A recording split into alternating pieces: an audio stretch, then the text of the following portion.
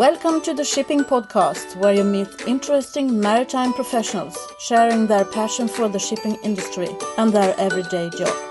I am your host. My name is Lena Gothberg.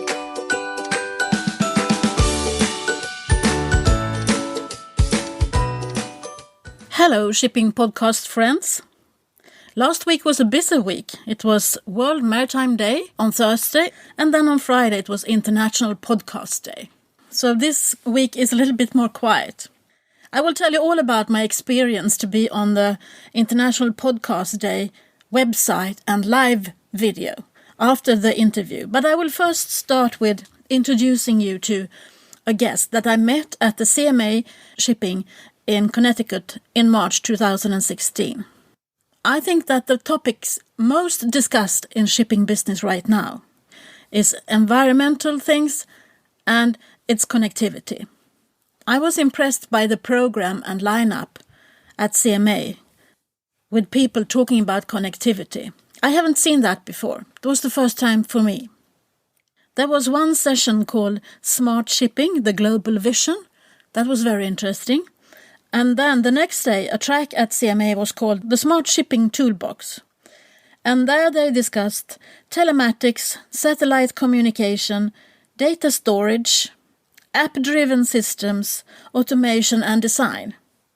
If you are on Twitter, I think you can follow it under the hashtag SmartShip, and you can see what was discussed and maybe have a glance at the presentations that was done. I'm going to introduce you to Brent Bruun, Chief Operating Officer at KVH, which he was promoted to in July this year. KVH is a manufacturer of solutions that provide global high-speed internet, television and voice services via satellite to mobile users at sea and on land. We are going to hear his insights into what's happening within the shipping industry right now. A little bit more hands-on. This is Brent Bruun for you. I'm Brent Bruun, and I am the Executive Vice President for KVH Industries Mobile Broadband Group. KVH provides satellite communications equipment to the maritime industry, including shipping.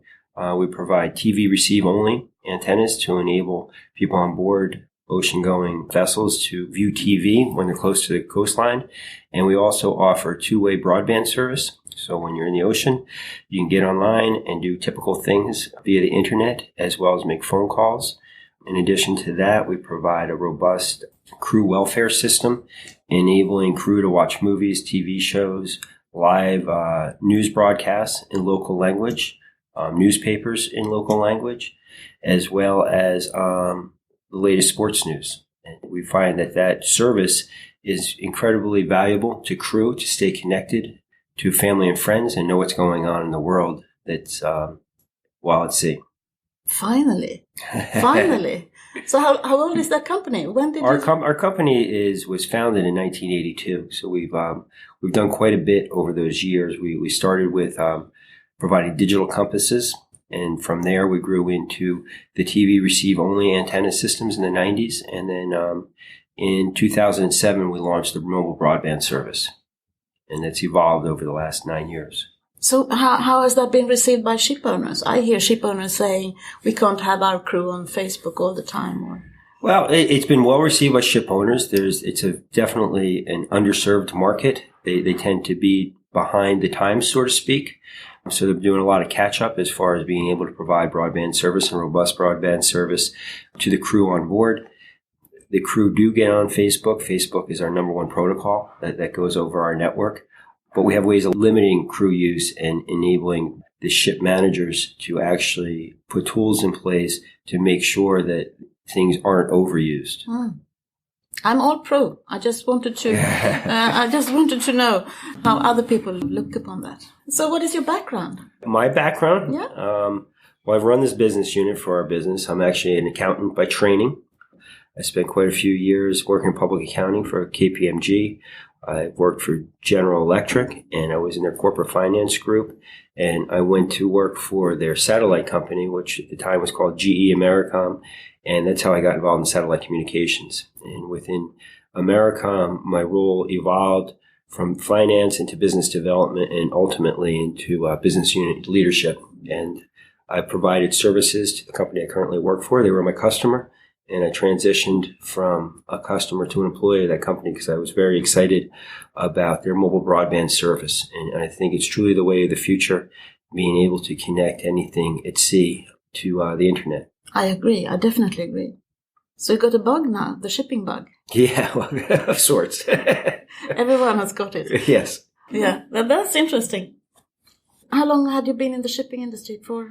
Well, I mean, I've been with KVH for 8 years. Oh, yeah. Okay, so it's all related to the shipping industry. And we cater to more than just shipping. It's really maritime. So it's leisure, it's fishing, it's offshore supply vessels. It's basically any type of ocean-going vessel we provide a service to. So what development have you seen with the maritime community when it comes to your services? Well, the development is it's being able to provide true broadband connectivity to these vessels and what they can do with that broadband connectivity once connected. We see usage at sea going up on a monthly basis. Every month there's a little bit more usage. And there's new satellites going up and new satellite constellations which will be able to support that use. We see the future going with the Internet of Things and being able to have the connected ship and being able to really take advantage of the ship being connected to shore to ensure that you have big data coming off the vessel that can be monitored to ensure such things as engine monitoring and fix problems before they happen. And we really see a robust future with big data and the Internet of Things coming off of vessels within the shipping industry. But you do the infrastructure, you don't do the applications, or? Right now, the applications don't exist anywhere. So that could be a development effort on our part. Okay, interesting. Well, I have understood, maybe you will be upset with me now, but I have understood from Ericsson and Saab, since I come from Sweden, they say that shipping is now at the top of their agenda. Because they realize that we are sort of virgin territory, more or less, for them. Okay, I haven't heard that, but that's okay. There's plenty of room in this industry. It's greatly unserved.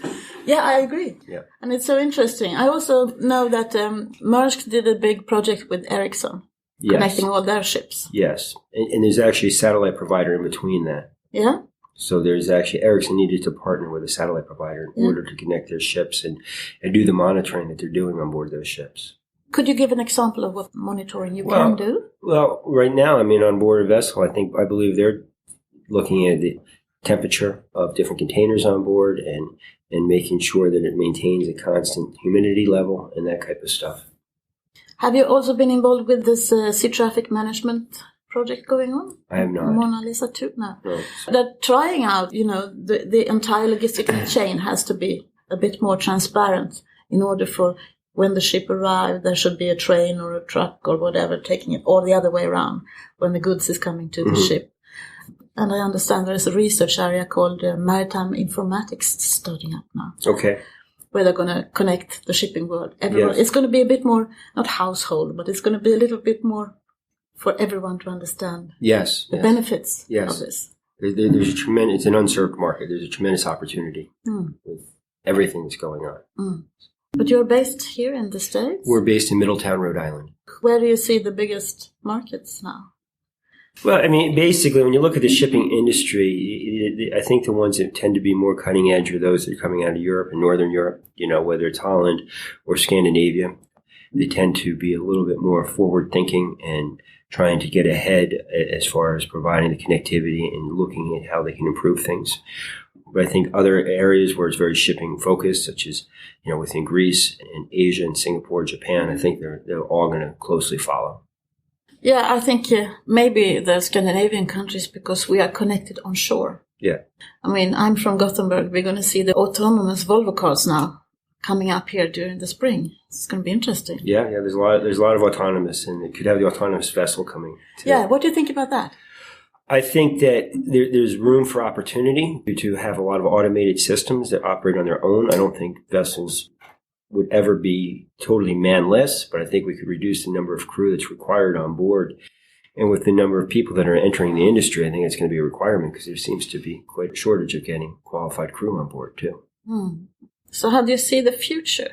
The future is very difficult to describe. I think that what we already talked about, the Internet of Things, being able to monitor vessels better, being able to have autonomous vessels to a degree.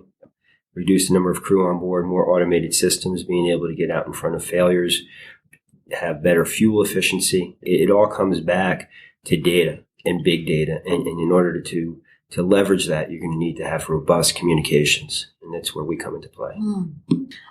Do you think that we have to change the education for maritime people because of the changes we're going through now? Yeah, I think that there's going to be additional requirements and additional training that is needed.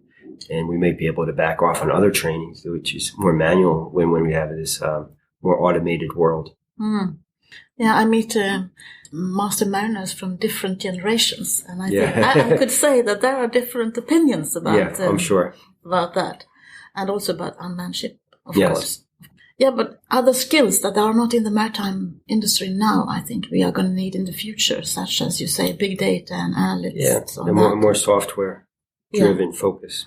And then I can see that there will be no gender problem afterwards, because, I mean, there are as many women who are doing that as men. Sure. And in the old days, it used to be you were promoted from the sea to shore, and then you were climbing the ladder. You don't think that's going to happen in the future? Yes, it will, but not as much, because, I mean, there are only 2% women sailing. Okay, I didn't have that statistic, but it's not many. No, and then there won't be many females on shore either. Right. If you're only recruiting that way. Right. But I think we are missing a few skills within this industry, so I'm looking forward to seeing the developments. Who would you be interested to listen to in that podcast? Oh, I don't know. It's I guess I'd be interested in anyone who's focused on the subjects that I've talked about. Okay. The autonomous vessel, big data, what approaches are taking, different CEOs of the shipping companies, how they feel about it, where it's going, and what investment they're willing to make in order to make these initiatives a reality. What is your feeling about that? Oh, I think it's wonderful. From a business opportunity perspective. Yes, of course, I understand that. But I'm interested in knowing how you are received when you are meeting ship owners and I think we're well received. I mean, there's a lot of activity in the market. We're very well received. We provide a quality service. We have a unique service. Our service is one that is an easy installation. The size of our antennas and the communication are easy to install. They're very robust. The utility you get out of them from a smaller size is equivalent to what competing antennas that are larger require. Our service is unique in that it's truly a global service. We have our IP Mobilecast initiative, which I described earlier, which provides 500 gigabytes per month to a vessel that is just for crew that are on board that are thirsty for content. And we have a lot of positive reaction to what we have to offer in the market. And it's demonstrated through the fact that we have deployed more terminals and more antennas in the mobile communications and VSAT market, mobile VSAT, than our two closest competitors combined. So we're very well received. Good luck. Thank you. Thank you for taking the time. You're welcome. Interesting, don't you think? Things are starting to happen now. Yesterday I listened to a very good podcast. It was only 9 minutes, so if you can find the time, go to the Supply Chain Radio and listen to their latest episode, where they predict that in 2018, the supply chain is going to be totally visible. Just imagine what that will mean to the shipping industry. And we need to be thinking about that now, if we are going to be part of this visible supply chain that they are talking about. So, last Friday, it wasn't a shipping podcast day. It was the International Podcast Day. And I was invited to speak for 55 minutes about my podcast and about shipping, as one of 30 participants worldwide. I represented Sweden, but I also represented shipping.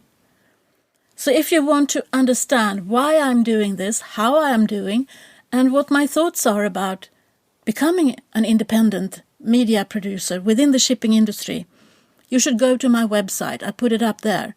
Or it's on the Shipping Podcast Facebook page as well. So for anyone who wants to know what is happening around the Shipping Podcast and where I'm invited to speak about shipping and other stuff that might be a bit of interest, you should register for the newsletter. You do that on the website shippingpodcast.com, where you can also find the International Podcast Day and the movie that was actually recorded when I spoke. I hope you enjoy. Until the next time, take care and see you out there. Thank you for listening to the Shipping Podcast. Don't forget to tell everyone that you meet that there is a shipping podcast where the maritime professionals are talking about their everyday job.